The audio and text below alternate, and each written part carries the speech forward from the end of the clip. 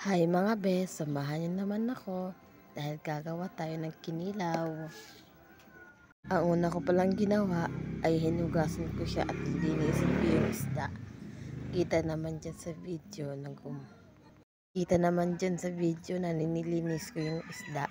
Kinunan ko yung ano niya, tinik at saka yung buto. Tinanggal ko na rin yung ulo.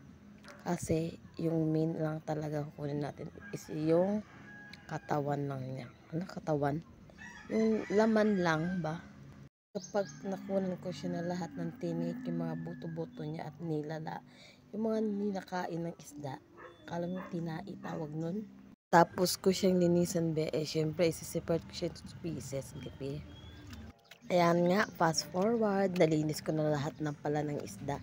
Yan yung kalalabasan niya. Actually, hinugasan ko yan siya pang 3 times siguro para matanggal din yung mga ano niya, para man lang sarang-sa kasi tamban kasi yan o tuloy yan yung isda. Kalabanan kasi na hindi sila gusto ng tuloy. Masarap naman yung kilawin mga guys, saka prituhin at saka pagkusiwin. Basta maayos lang talaga ang pagluto mo. Hindi yan masasayang effort mo mga bi. Kapag masarap kang gumawa, swak na swak yung gagawin mo. Hindi ka mabibitin. Siyempre, kapag magluto ka talaga gawin mo yung the best mo. Siyempre, kakainin mo yan at siyempre, kakainin din yun ng pamilya mo. Dito nga tayo, be, naghanda lang ako ng sibuyas at saka yung iba.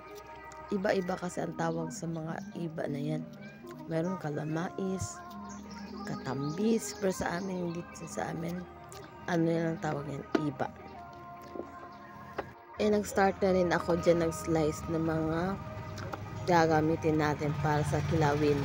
So, to budget tayo mga be kaya yan na muna yung ginawa namin. Diba, tsaka si bulyon. Siyempre, gagamitin din natin yung suka. And seasoning siyempre. At dyan this point guys, nag-start na ako dyan. Isa-slice ko na siya ng mag-eat yung mga panakot ko. Gaya ng sibol yun. Nagsaslice na nga ako dyan hanggang matapos ko yung pa-slice na yan. Cut into pieces na maliliit kasi paksiw. Hindi pala paksiw. Kilawin pala yung gagawin ko. Ano ba yan? Andyan na nga yung iba. Nilabas ko na siya sa isang baso. Hinugasan ko pala yun guys. Hindi ko yun ihahalo kapag hindi yan hugas ha. Siyempre, alam mo na. Siyempre, lahat ng panakot ay lagi dapat nating hinugasan para meron din tayong safe. Kahit mahirap lang tayo, kailangan din natin maghugas. At yan nga guys, kinapchap ko lang siya na maliliit para madumami naman siya sa isang container.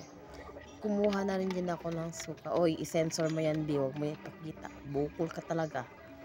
Tapos ko nalagyan ng vinegar guys. Siyempre, hinahalo-halo ko siya.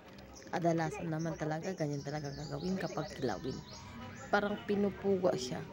Ewan ko nga kung bakit siya pinupuga. Pero yun talaga ang gagawin, pinupuga. Bakit? Ko alam. Yan ang turo sa amin kapag gagawa ng kinilaw. Ipupuga talaga siya. Hindi ko talaga alam ng meaning para pugain siya. Gaya-gaya na rin pag may time. Taglit lang, kumuha muna ako ng pampunas kasi ano siya, iba sa kamay kapag naghapit ka ng suka. This point mga be, kinuha ko na rin yung mga panakot ko. Ilagay ko sa isda. Siyempre, steer. Basta halo-halo lang yan yung panakot. Titimplahan mo lang siya.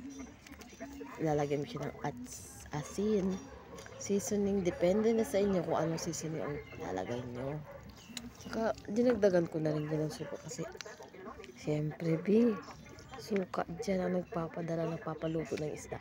Kaya nga kilawin, di ba? Kahit nga sa paksiw, suka din ang ginagamit o vinegar. Hinahalo-halo ko lang siya hanggang ma-mix it well lang siya. Mix it well? Ano yarn? Nanapo yung style niya ba? Ano yun? Finished product yan guys. Siyempre, ako daw ang judges. Ako ang nagluto. Siyempre, ako din ang titikim. Lo, titikim. Oh, tikimin mo na. Subo mo na. Oh, anong lasa? Okay ba? Sagot mo na.